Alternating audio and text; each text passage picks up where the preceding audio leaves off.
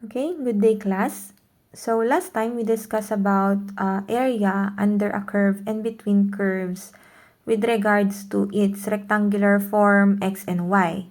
So this time still we are going to learn in solving area but in polar coordinates.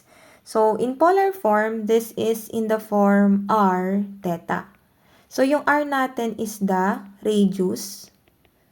And then, yung theta natin is the angle, wherein yung r natin is a function of theta.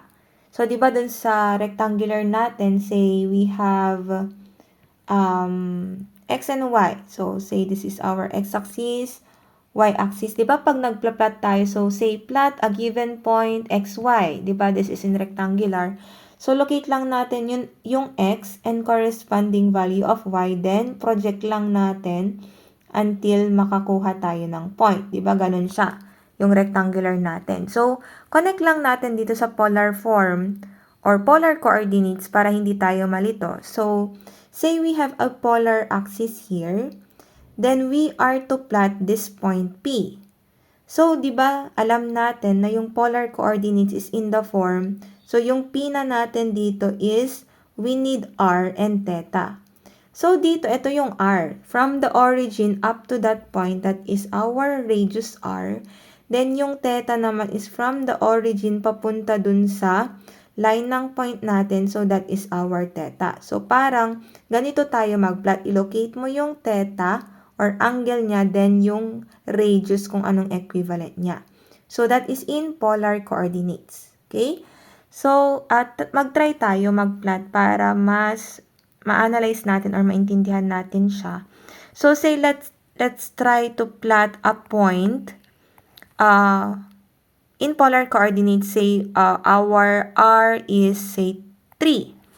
Then, say we have an angle of pi over 4. So, yan. So, say given tayo nitong point na to and we need to plot here.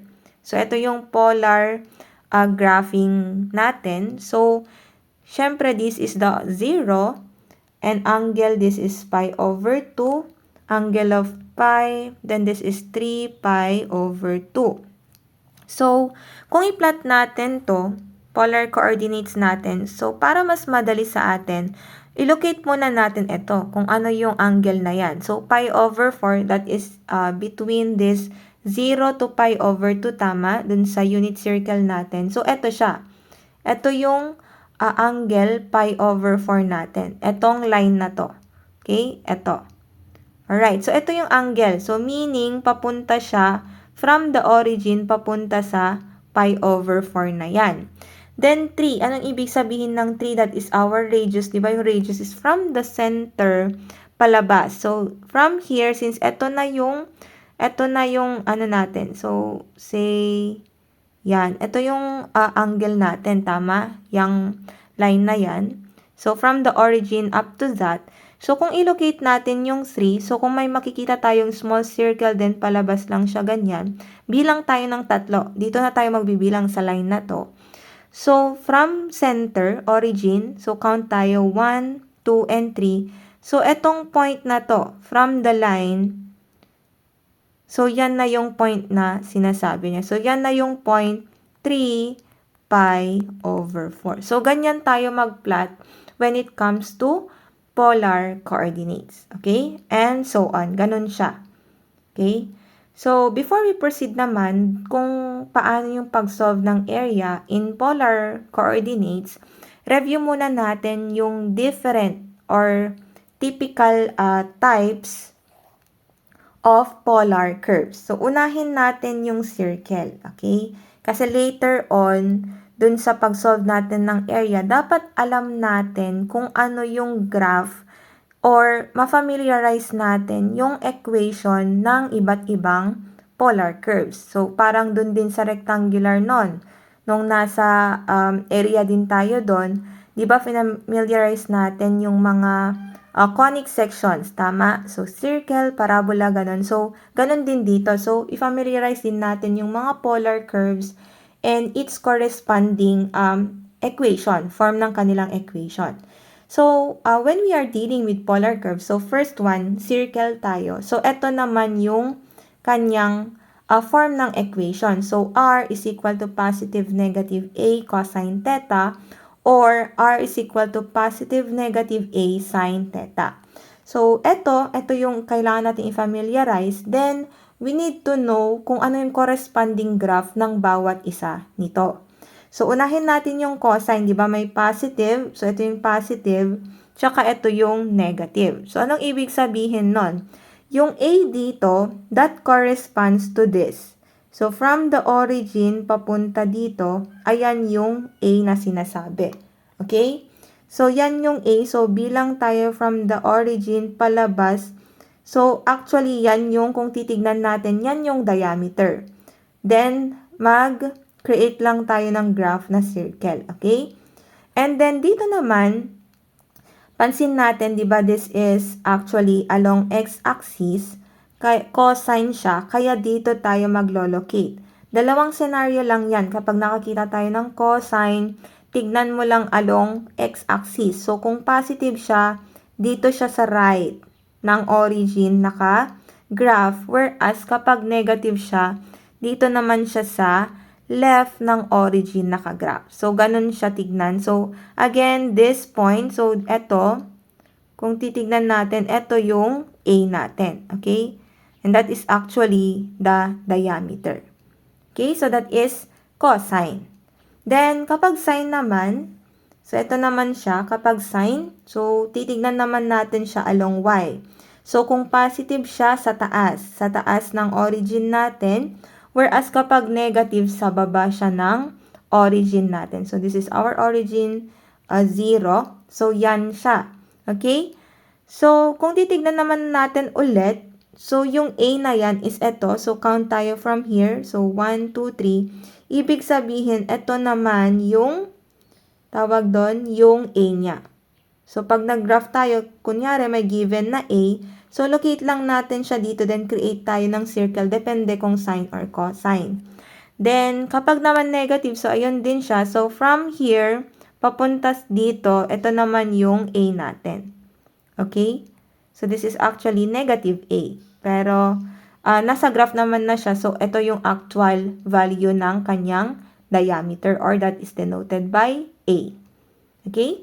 So, yan yung circle. So, una yan. Then, for the second polar curve na i-discuss natin is what we call the limason. Okay? So, ito naman yung form niya. Equation ng form niya.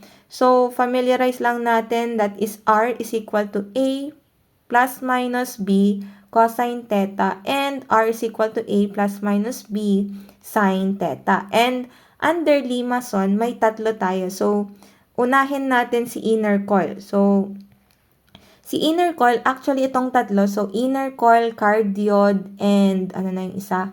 Si, tawag doon, convex limason ata. So, yun. I-discuss natin yung tatlo. Under siya lahat ng limason. So, hindi nagbabago itong form ng equation natin ha. May conditions lang siya. Ibig sabihin, kapag inner coil, ito yung condition niya. So, yan. Wherein yung A over B niya is less than 1. Okay? So, anong ibig sabihin nun? For example, mag-example tayo para mas magets natin. Say, di ba, we can have this as R is equal to, say, 1 plus T. Kasi may value lang naman yung A and B natin. Say, 1 plus 3 cosine theta. Say, ito yung given na equation natin. And this is limason. Pero di natin alam kung inner coil siya, kung cardioid siya, or kung convex limason siya. So, titignan natin dito sa condition na to kung pasok siya dito. So, yung A natin dito, this is in the form A plus B, diba? So, yung A natin is 1, then yung B natin is 3. So, kung titignan natin, what is A over B? So, A over B is just 1 over 3, and this is actually less than 1. So, pasok siya dito sa condition niya. So, this is actually yung A is less than yung B natin. Okay? So, itong form na to is under inner coil. Anong ibig sabihin naman nun kapag graph natin siya? So, just like doon sa circle natin, kapag cosine, makikita natin yung graph natin along x. Kapag positive, so ito positive kasi yan, sa right siya ng origin natin. Kapag minus naman yan, sorry, hindi pala dyan. Sorry guys. So, dito tayo mag-base. So, kapag plus to, so sa right ng origin siya nakagraph. And kapag minus to, sa right siya ng origin naman nakagraph. Okay? So, ang ibig sabihin nun, yung A plus B natin yan, dito siya. Ito yung A plus B natin. So, wait. A plus B natin, ayan siya. Okay? And then, ito naman, from here, from the origin tayo nagka-count So, 1, 2, 3. So, ito naman is yung B minus A natin. So, yan. Okay. So, sige, try natin. So, for example, we are given sa graph na to. Say, i-try natin i-graph itong trinay natin equation kanina. Di ba yung A natin is 1 and then B natin is 3.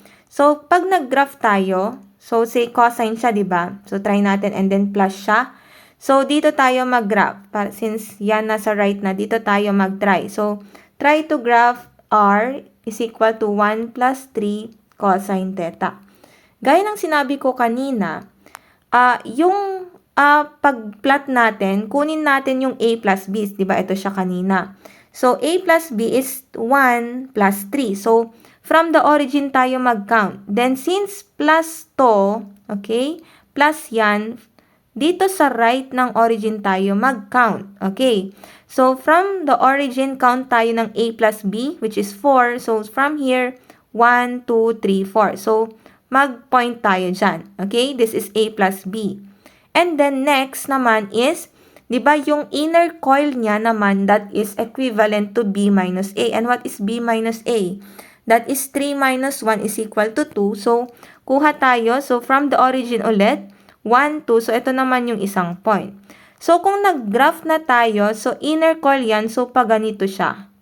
So, paganyan siya. Okay? Then, yung outer, naman niya, coil niya is papunta naman dito. So, parang paganyan siya kapag ito yung graph natin. Okay, gets po ba? So, ibig sabihin yung kailangan nating points kapag nag-graph tayo ng inner coil, we need, ano na yung need natin? We need A plus B, which is eto siya. Then, B minus A, which is yung plot ng inner coil natin. Okay? So, yon. I hope nagigets natin. So, kapag cosine, sa right siya ng origin. Kapag cosine na positive ha, then cosine naman na minus, dito naman siya sa left. Okay. As long as ito yung condition na na-meet, so ito yung magiging graph niya. May inner coil siya. So ito yung nasa loob. Then kapag sine naman, so proceed tayo sa sine. Okay, ito naman. So sine naman kabaliktaran lang. So kapag sine, makikita natin siya along y. So, again, kapag plus iyan, sa taas siya ng origin naka-plot. Again, this is yung A plus B natin. Then, this is yung B minus A natin. Alright? So, kapag naman minus, nasa baba naman siya ng origin natin. So, this is again yung A plus B kapag nag-plot tayo. And this is our B minus A. Okay, that is under Limason na yung A over B natin is less than 1 or what we call the inner coil. Okay, that is number 1 classification of Limason. Then proceed tayo sa sinasabi natin kanina, si cardioid.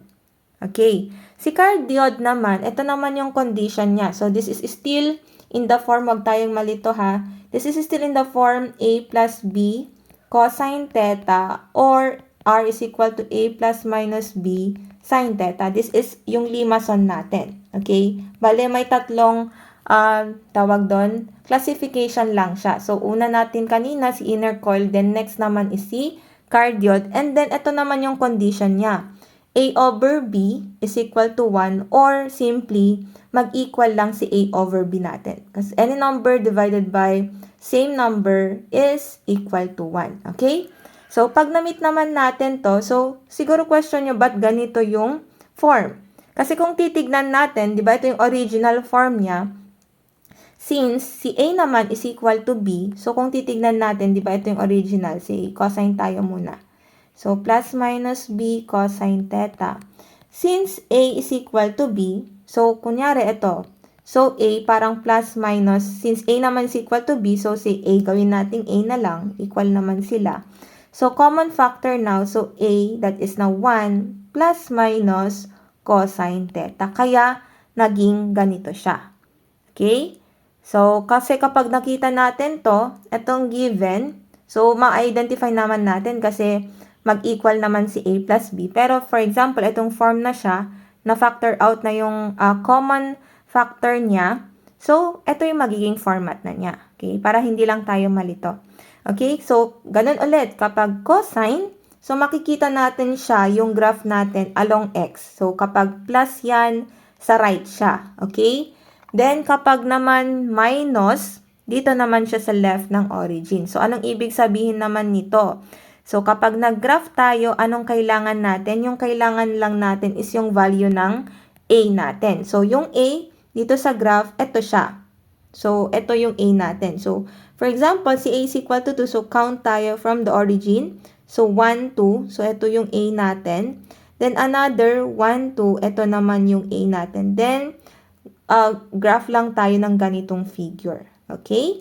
So, ganyan si cardioid. So, start from the origin, papunta dito. So, ano naman ito? So, yung parang kay inner coil kanina, ito naman si A plus B natin. From the origin naman siya, count ka 1, 2, 3, 4. So, yung 4 is equivalent ng A plus B. Alright? So, ito naman. So, dito naman, so, minus nga siya. So, sa left naman siya ng origin nakaplat. So, still ito yung A natin kapag nag-plot tayo. Then, ito naman si A. Then, dito sa end niya, ito naman si A plus B natin. Okay? So, gets? Okay. So, proceed tayo sa isang classification ng limason. Ay, hindi pa pala. May sign pa. Okay. Kapag sign naman ng cardioid, so, parang naman si inner coil siya. Again, kapag plus, sa taas siya ng origin. And kapag minus, sa baba naman siya. Parang nagre-reflect lang tayo. Okay, so again, ito yung A natin. Ito yung A natin. Then, ito si A plus B natin. Same is true here. This is our A. Kapag nag-plot tayo, ito naman si other A. Then, ito si A plus B. Okay, and that is cardioid. Next, so ito yung third classification ng limason in this condition. Si A over B is greater than or equal to 2 or what we call the convex limason naman. Okay? Sa convex limason, so mapag-compare lang natin dun sa una kanina, si inner coil. Say, for example natin naman dito, di ba? Still in the form tayo, so under limason pa din. So, itong form ng equation, so, A plus minus B sin theta. So, say example, magkaroon tayo ng equation R is equal to 3 plus 2 cosine theta. So, di ba given tayo nito? Alam naman natin na this is in the form ng limason, but we don't know yet kung inner coil ba siya, cardioid ba siya, or eto, si convex limason. So, try natin i-identify by the conditions given. So, ito yung A natin, tama? And this is our B. So, what is A over B? So, that's equal to 3 over 2. And 3 over 2, diba, is 1.5 or approximately 2. So, that is greater than or equal to 2 siya. So, yan is under this condition. Kasi si 1.5 naman is hindi naman pasok doon sa less than 1. So, dito tayo sa convex limason. So, itong equation na to is under convex limason. So, anong ibig sabihin naman nun?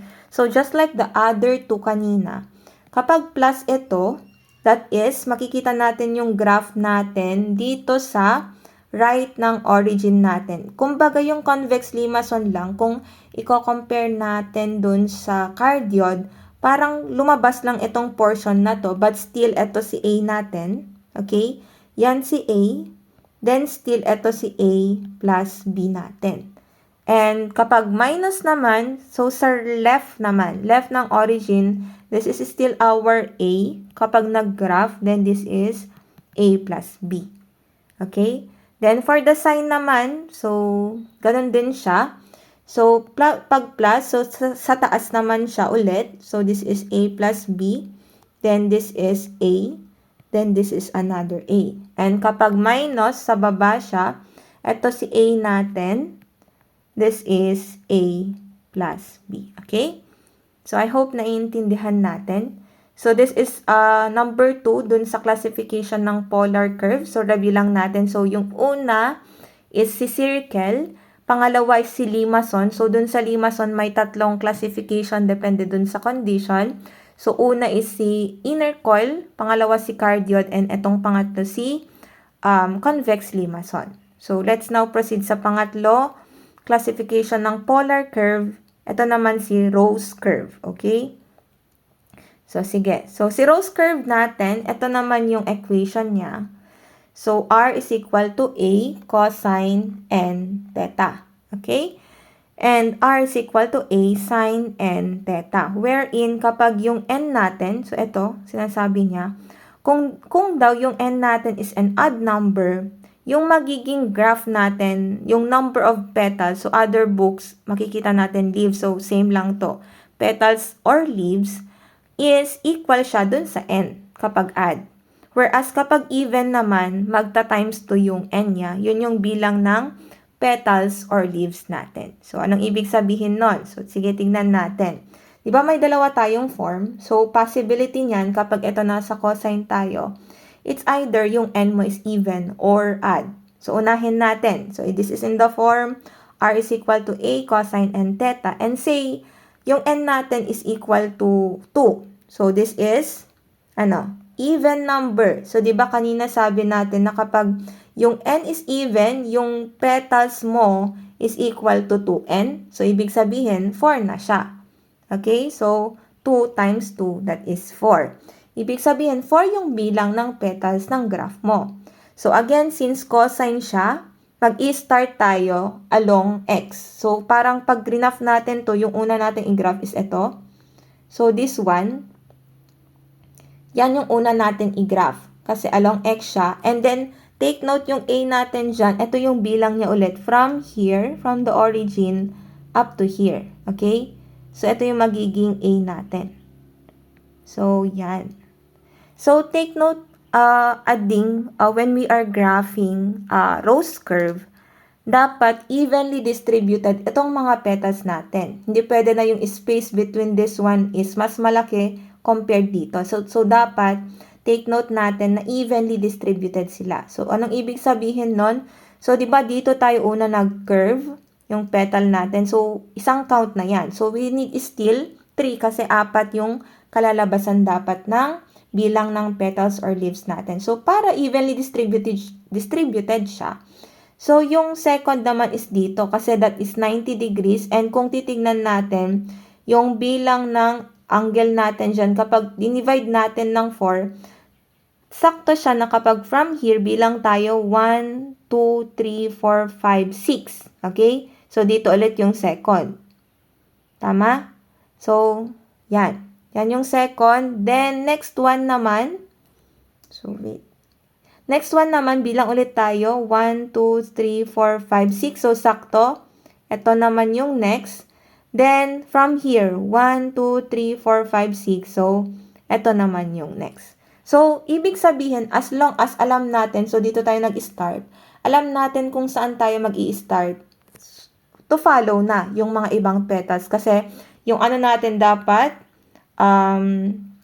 evenly. So, dapat evenly distributed siya. Okay? So, next naman. So, kapag nasa cosine pa din tayo, how about kung n natin is equal to 3 and this is an odd number? So, di ba sabi natin kapag odd number yung n natin, yung number of petals natin is just equal to n. Tama? So, obviously, that is equal to 3. So, paano naman kapag odd number siya, then nasa cosine pa din tayo? So, still dito tayo mag-i-start. So, yan. Dito tayo mag-i-start. Kasi nga, cosine. Okay? Cosine tayo. So, dito tayo nag-start. Then, since evenly distributed, so, from here, count tayo. 1, 2, 3, 4, 5, 6, 7, 8. So, ito yung next. Okay? I-divide lang natin siya dun sa number of angle natin. Then, dapat 8 din to. So, 1, 2, 3, 4, 5, 6, 7, 8. So, sakto. Ito siya. So, ganito naman yung graph kapag cosine and then add number siya. Okay? Then, take note din, ito kasi, kapag even yung number natin, di ba siguro question nyo, how about ma'am kung yung form naman niya is r is equal to, sige, gamitin na natin yung 2. Ay, hindi, sige. So, negative a cosine 2 theta. So, ginamit ko na yung 2 ha. So, ginamit ko na yung 2 and then negative siya. So, paano? So, since even to, we don't have problem kapag even yung n natin kasi hindi naman natin ito mababaliktad. Tama. Na unlike kanina na kapag sa taas, baba naman yung negative, kapag positive sa right, negative naman sa left. So, ito hindi. So, walang difference. So, conclusion doon, walang difference nung lagay ng graph natin kapag nasa even yung n natin. Regardless kung positive itong a natin or negative. Unlike dito kapag add, so kung ito yung itsura, so ito kasi yung graph ng, since ginamit na natin si 3, so tawag doon, say we have r is equal to, this is actually positive kasi nag-start tayo dito. So a and then cosine 3 theta. Diba ito yung graph niya? So, with a certain value of a dito. So, yan. So, yan yung value ng a natin. So, how about ma'am kapag negative? So, ito naman, ito yung graph natin.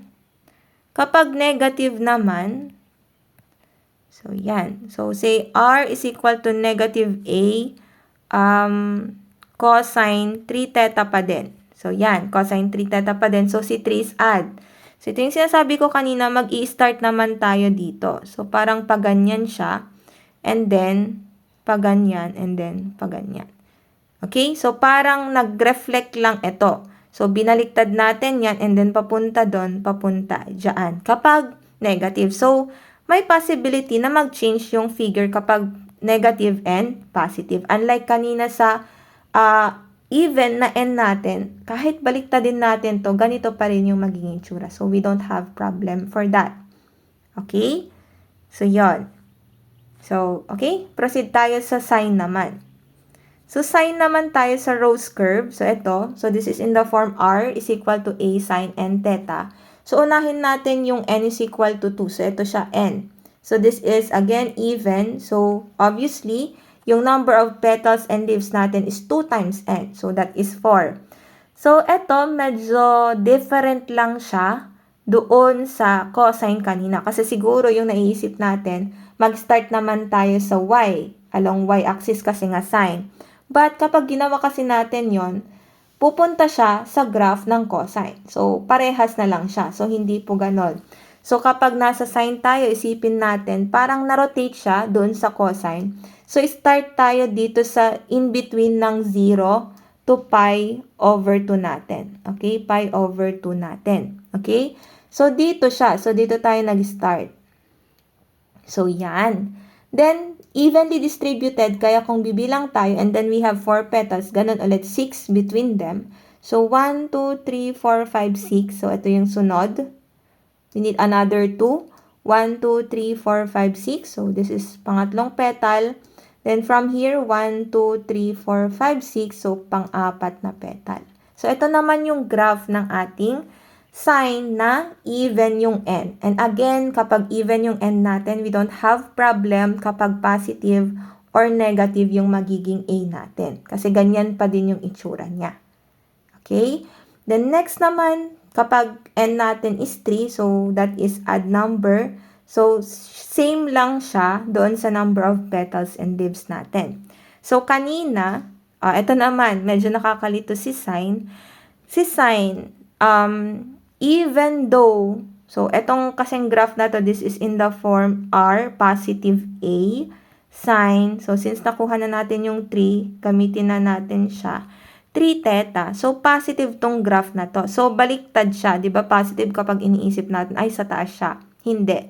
Sa sine natin sa rose curve, dito siya mag-i-start. So, from here up to there. So, along Y siya pero sa baba. And then the rest, since 3 yung total na number of petals natin, so, distribute natin siya evenly. So, ito yung isa. Then, another one dito. So, ganyan siya. So, kapag naman, so, wag tayong malito ha. Kapag sa rose curve naman, okay, so ito, so yan, kapag rose curve naman na R is equal to negative A sine 3 theta. So, pagpalagay natin na ganyan, negative. So, ito yung sinasabi ko kanina na baliktad siya. So, dito naman tayo mag-i-start. So, yan yung first petal. Then, since kapag yung end natin is add, same lang sa number of petals, so 3 pa din. So, pag ganito naman siya. So, parang paganyan siya. Okay? So, yan si rose curve natin. And take note, eto, yung measurement na to. So, yan, that is our A. And, of course, here, this is also, the measurement is, sorry. Oh, my. Wait, guys. So, yan. So, this is our A. Okay? So, yon. And for the fourth one, is lemniscate. So, lemniscate this is in the form of this equation. So, r squared is equal to a squared cosine 2 theta, and r squared is equal to a squared sine 2 theta. So, yung graph naman nito parang infinity siya. So, kapag cosine yung pinag-uusapan and then positive, so dito siya, yung x natin. And then, kapag negative naman, rotate lang natin. So, ganito yung magiging graph niya. Okay? Again, this is yung measurement niyan, that is A. And same is true here. Yung measurement niyan, that is our A. Kapag nag-graph tayo. Okay? Then, kapag, sine naman, so ito. So, sine naman siya. So, unlike doon sa iba, na-expect natin na dito siya. Hindi, kasi kapag ginawa natin yon dito sa along Y, magiging ganito na yung itsura niya. Okay? So, sa sine, sa ulit, between 0 tsaka pi over 2 tayo. So, dito siya nagkaroon ng infinity. Then, binaliktad lang niya kapag negative. So, sa side naman na to. Okay? So, let's familiarize all of this, yung polar curves natin. So, there are 4. Review lang natin. So, una, si circle. Pangalawa, si limason. So, under limason, we have inner coil, cardioid, and convex limason. Third one is si rose curves. So, pwedeng even and odd number yung n niya. Then, for the fourth one, ito na, si lemniscate. So, it's either cosine then and sine. Okay? So, I think we're ready to have examples. So, ito na. Discuss natin si area now. Kung paano kukuha na ng area. Since na-discuss na natin yung polar curves, paano naman tayo kukuha ng area under polar curves? So, okay. So, tingnan natin yung figure na to. Say, ito yung polar curve natin. So, itong blue. So, yan. So, graph natin. Ito yung naging itsura niya. So, di ba dun sa una nating tinakal kanina na kung ito yung curve natin, this is in R as a function of angle theta. So, say given tayo niyan and we are required to get the area under it. So, itong shaded na yan yung area daw na kukunin natin. So, at that point, so itong line na to, we have a certain angle. Tama? Kasi nakapolar tayo, may certain angle yan up to a certain angle here. Kasi yan yung area na kukunin natin. And say we denote this as our alpha, unit of measurement for angle, and say this is beta. Okay? Then, kagaya dun sa rectangular, kukuha tayo ng strip as per dun sa application ng ating definite integral. So, kung itong shaded part, yung area na kukunin natin, kukuha tayo ng isang strip na yan. So, which is itong red one. Okay? And kung titignan natin, siya yung ito yung d theta natin. Kasi nagva-vary yan yung angle niyan. From here up to there, kasi madaming strip yung mabubuo na yan, tama? And this is actually our r. From the origin, 0, up to here. So, up to that point, this is our radius r. Okay? And then, kung titignan natin, di ba doon sa rectangular form, di ba yung nakuha natin strip? So, review lang natin ha. So, say, di ba doon sa rectangular, say, this is our y, and this is our x. So, xy, say we are given a graph like that, then we are to get the area under that curve to a certain point x. Say we have a value for that, x for a value for that in this shaded region. Diba ganyan? So, diba yung ginawa natin, kumuha tayo ng strip. So, that is, say, ito. So, yan. Itong strip na yan. Diba? And that is in rectangle. So, ito si dx. Then, this is the length L. Tama? And then, nag-start tayo dun sa area ng rectangle, which is length times width. So, dun tayo nag-derive ng equation natin. Now, kung nasa polar curve tayo, ito yung itsura ng strip natin. So, paano tayo makaka-derive ng formula natin for area under a polar curve? So, kung iisipin natin, etong strip na yan, that is actually a sector of a circle. Tama? So, say for example, ito yung circle natin. So, this is the center. So, say this is the center. So, diameter yan. So, ganyan siya, di ba? So, say like that. Then, kapag kukuha tayo, so, say from here, So, say, wait. Yan. So, say, ito tayo. So, from here to there, from here to there. So, ito siya, di ba? Yan. And which is actually the strip, ito eh. And we know that that is an area of sector of a circle. So, doon tayo mag-i-start. So, yung area ng sector ng circle, ano na yon kung re-reviewin natin, that is 1/2 r squared theta. Tama? So, dito tayo mag-i-start. And we know that yung area, nag-change yan. Kasi nag-change yung angle, di ba? So, this is now dA is now equal to 1/2 r squared. Then, we have d theta. Kasi this is d theta and this is r. Okay? And for us to get a formula for area, we need to integrate both sides of the equation. So, from that, area now is equal to, so 1/2 is constant, so pwede na nating ilabas yan. Then, integral of r squared d theta. And from a certain angle, so d theta yung nag-change.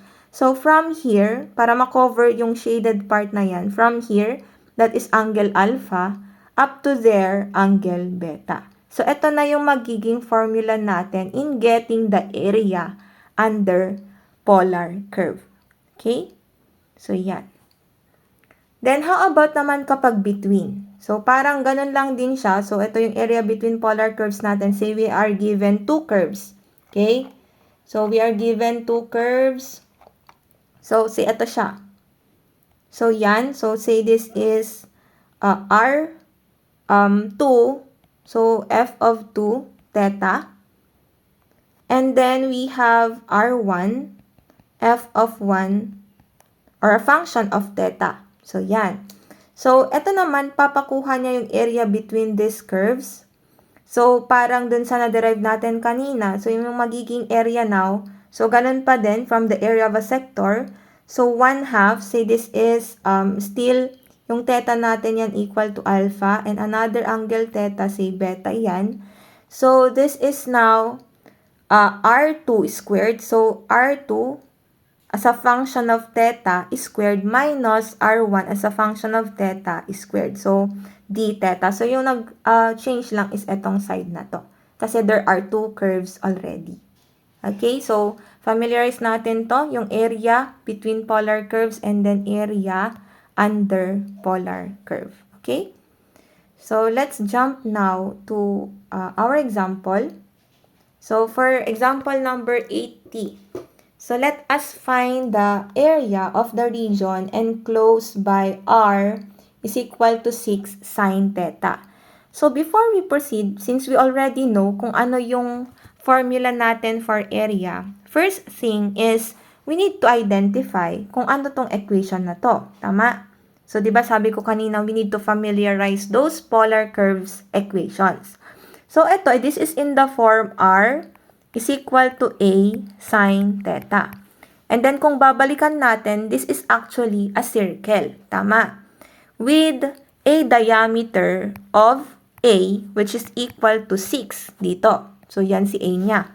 Okay?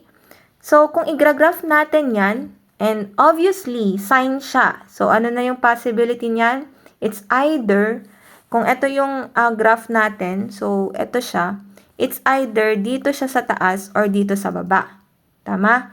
Pero since positive iyan, so, dito siya, sa taas. So, kapag nag-graph tayo, so may graphing ano na tayo dito.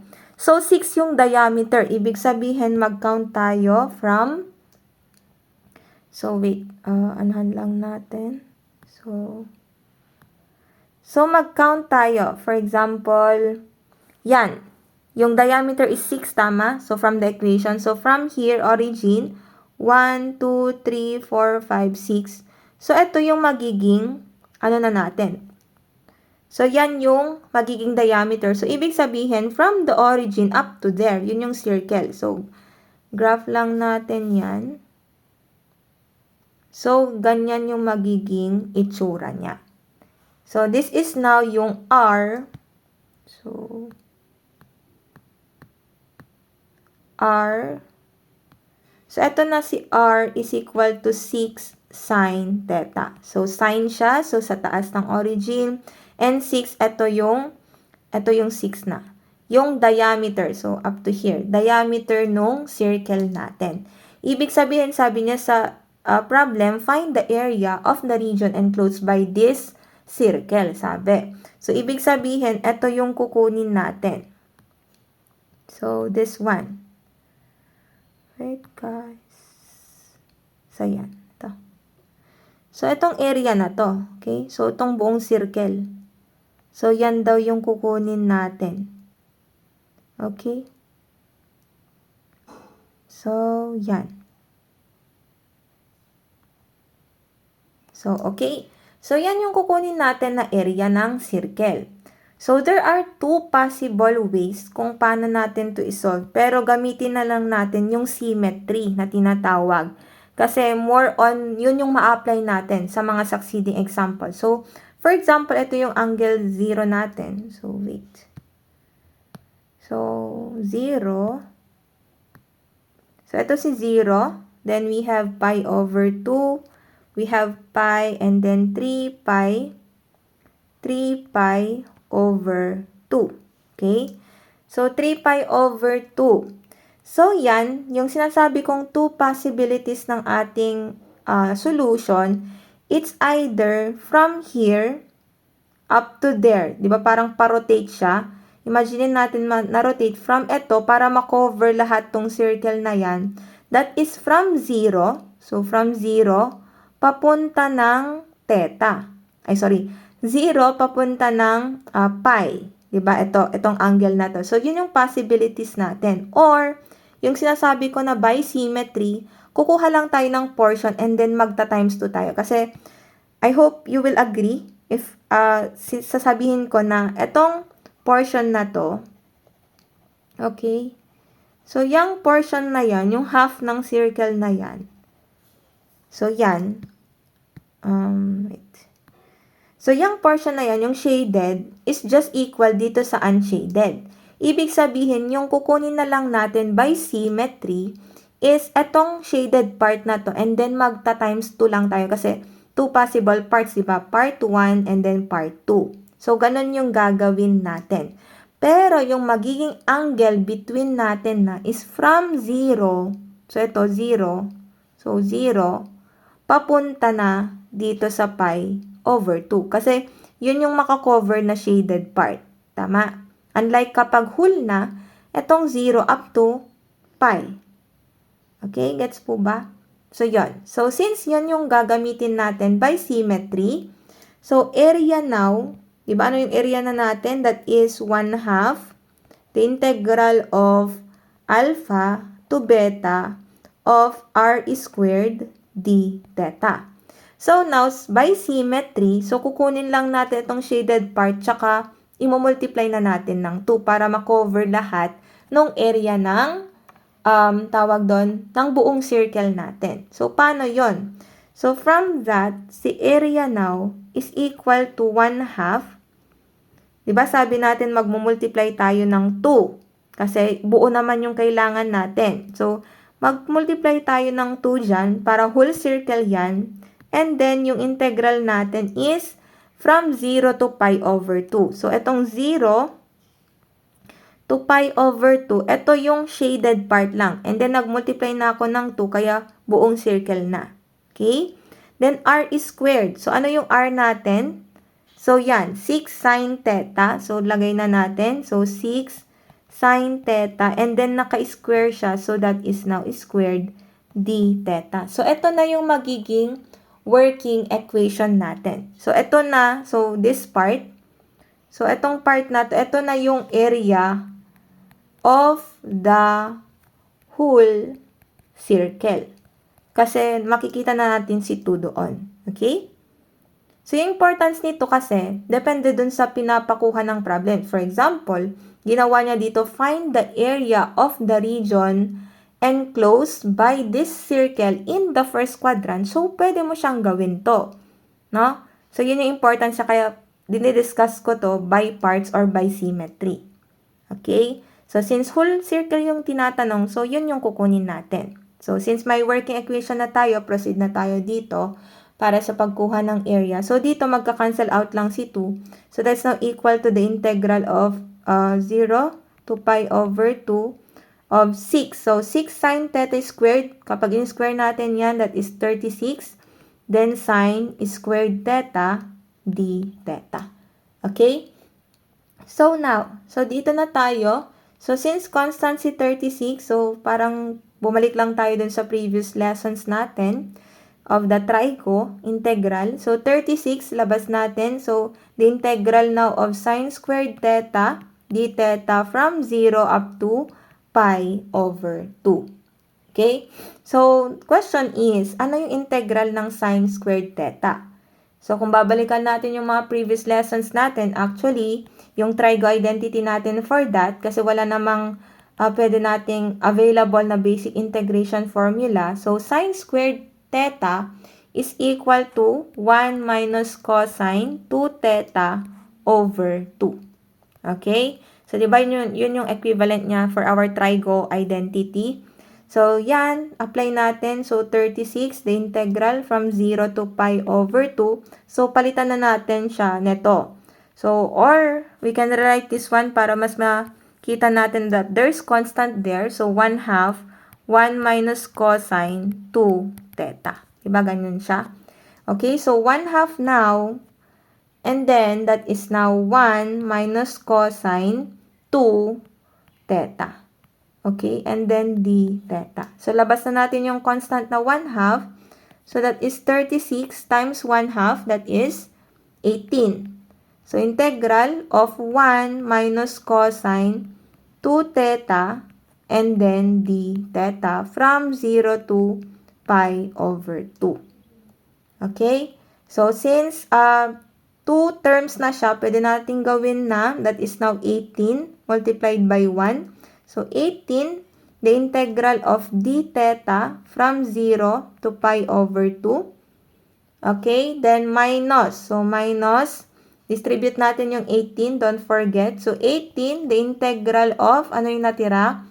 Cosine 2 theta d theta. So, sineparate na natin yung terms, 2 terms. So, yon. So, let's integrate per term. So, what is the integral of d theta from 0 to pi over 2? So, that is exactly 18. Integral of d theta is theta. So, this is from 0 to pi over 2. Then, minus. So, 18. Okay? So, what is the integral of cosine 2 theta? So, kung titignan natin, there's 2 theta there. So, if we let u is equal to 2 theta, our du will be 2 d theta. Tama? So wala naman tayong tung nakikita dyan. So we need a neutralizing factor na 1/2. Okay? So from that, we have neutralizing factor na 1/2. So labas na natin. So 1/2 dyan. Then proceed with the integration. So integral now. So question dito, since may neutralizing factor tayo, there is an effect dito sa angle natin. Kasi naka-vary yan. So that is now 0 kasi 0 divide it by 1/2. So kung ano yung neutralizing factor natin, i-divide natin dito sa angles natin. So 0 divided by any numbers is still 0. And pi over 2 divided by 1/2 is pi. So yon. Kapag may neutralizing factor tayo, ha? Okay, then we can now say that that is now cosine u. So 2 theta is u. And then d theta. So we can just say put here du kasi nga 2 d theta yon, but we already put neutralizing factor here. Okay? So next. So ito na. So 18. So upper limit. So 18 multiplied by pi over 2. So this is actually 0. So hindi ko na ilalagay kasi minus 18 times 0 is still 0. So next na tayo dito sa second term. So 18 times 1/2, that is equal to 9. So 9 now. And then what is the integral now of cosine u?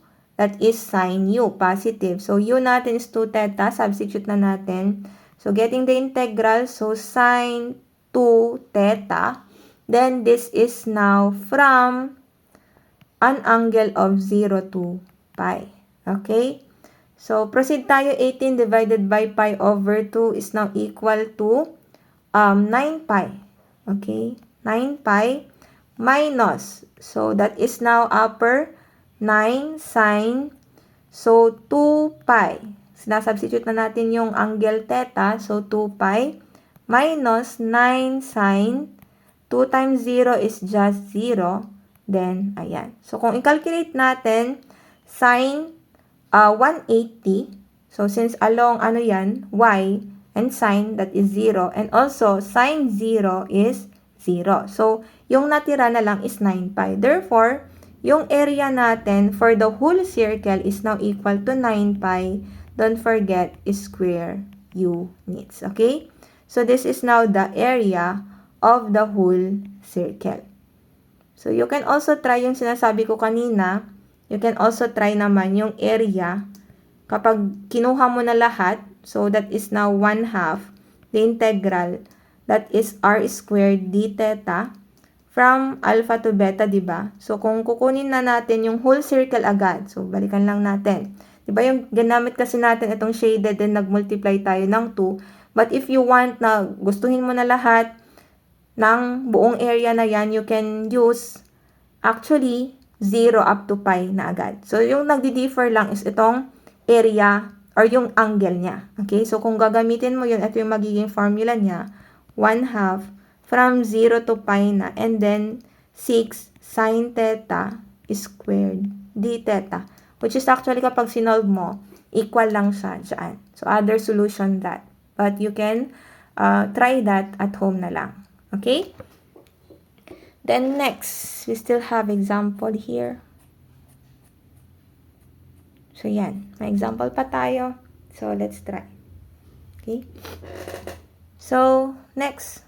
Find the area bounded by the lemniscate r squared is equal to a squared cosine 2 theta. So, ito, medyo okay siya kasi binanggit niya kung anong polar curve siya. So, r squared is equal to a squared cosine 2 theta. So, lemniscate siya and then cosine. So, kapag balikan natin yung figure kanina, yung magiging itsura lang niyan is parang ganito. So, pag ganito siya, ganyan, then pag ganyan. Okay? So, ganyan yung figure niya. Then, again, this is 0, pi over 2, pi, and then 3 pi over 2. Okay? So, yung area na pinapakuha niya kasi area bounded by the lemniscate, ibig sabihin, itong buo. So, yan. Yan yung pinapakuha niyang area.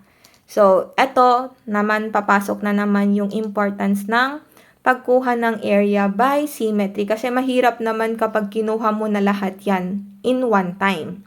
But if you look at it, pwede nating i-divide into 4 equal parts. So, ano yon? So, ito siya. So, kung titignan natin kung itong shaded part na to. So, yung top niyan. So, we can actually divide this into 4 equal parts. So, una ito, pangalawa iyan, 3, and then 4. Which is, they are equal, tama? So, yun yung magiging importance now na we can solve for the area of this and multiply na lang natin ng 4. Kasi 1, 2, 3, 4. Which is, mas madali siya, tama?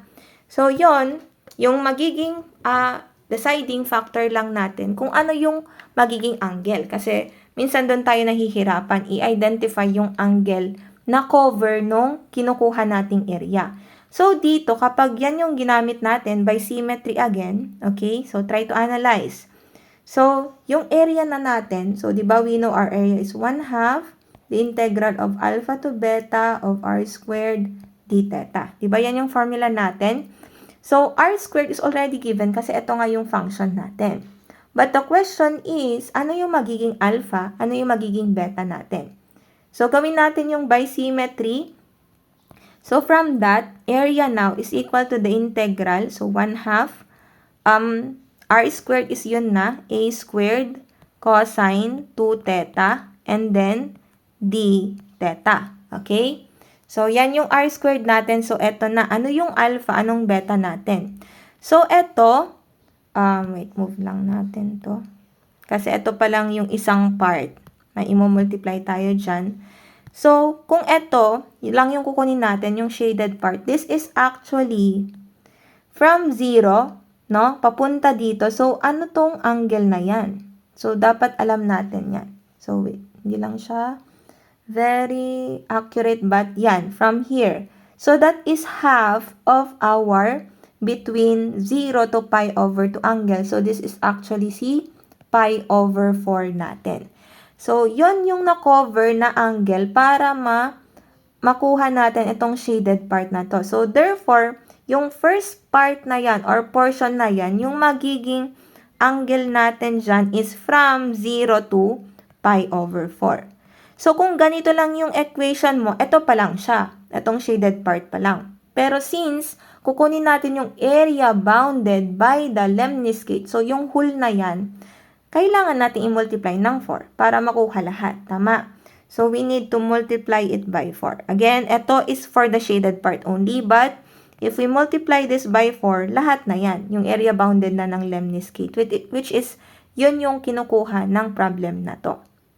Okay? So, yan na yung working equation natin. So, we will simplify that one. 4 divided by 1/2 is just 2. So, that is now equal to 2. So, simplify 2. And then, a squared, this is just constant kasi may value lang yung a natin. So, mabalin tayong iruwar. So, a squared, then, the integral now of cosine 2 theta, yung natira, and then d theta from 0 to pi over 4. Okay? So, that is now equal to 2a squared. So, what is the integral of cosine 2 theta? So, from our tawag doon, previous example kanina, parang ganun din siya. So, we will let u is equal to 2 theta. Therefore, we need du which is equal to 2 d theta. So, eto may 2 na dito. So, parang pwede na nating isabay dyan para we don't need neutralizing factor anymore para hindi na rin ma-affect yung angle natin dito na limit. Okay? So, rewrite lang natin to since kailangan palat natin ng 2 dyan. So, parang a squared na lang dito. Integral of 2 cosine 2 theta d theta from 0 to pi over 4. Okay? Nagets po ba? So, yon. So, a squared. So, eto na. So, we can rewrite this one as a squared. The integral of yung cosine natin. So, copy cosine 2 theta is u. So, u and then du is 2 d theta. So, du from 0 to pi over 4. Okay? Lapit ko lang ito. Yan. So, yan na siya. So, therefore, integrating it further. So, a squared, that is now integral of cosine is sine, and then that is u is 2 theta, tama? So 2 theta, and then from, nilabas ko na yung constant since hindi naman affected yan, sine 2 theta from 0 to pi over 4. Okay, so this part, familiar na tayo dito since na-discuss na natin to in the previous lessons. So, yung critical lang talaga dito is yung paglagay ng angle natin. Okay? So, that's not equal to a squared. So, sine upper, that is now 2 times pi over 4. So, that is 2 pi over 4. And then, minus sine 2 times 0 is just 0. So, yan siya. So, 2 pi over 4, that is pi over 2, which is actually sine 90. So, sine 90 is 1, then sine 0 is 0. So, that is now area. Multiply this to that is still a squared. So, yung area niya of the whole lemniscate is a squared square units. Okay? So, that's the area ng buong lemniscate natin. So, yan. Alright? So, for me to know if you really watch this lecture, so this example will be your assignment. So, this will be your assignment to be passed kapag bumalik na tayo after sem break. So, write this in an A4 bond paper, and please write the complete solution. So, I will collect it pag nakabalik na tayo. Okay? So, find the area of the region which is inside the circle. R is equal to 2. And the outside of the cardioid, R is equal to 2. 1 minus cosine theta. So, sinabi na niya na there is circle and there is cardioid. Then, kukunin mo lang yung area ng region na inside ni circle and outside ng cardioid. So, pagsamahin mo lang yung sinasabi niya, yung area bounded na yun yung kailangan mong kunin. Okay? So, that's it for now. Enjoy the rest of your sem break and thank you for your time. Bye!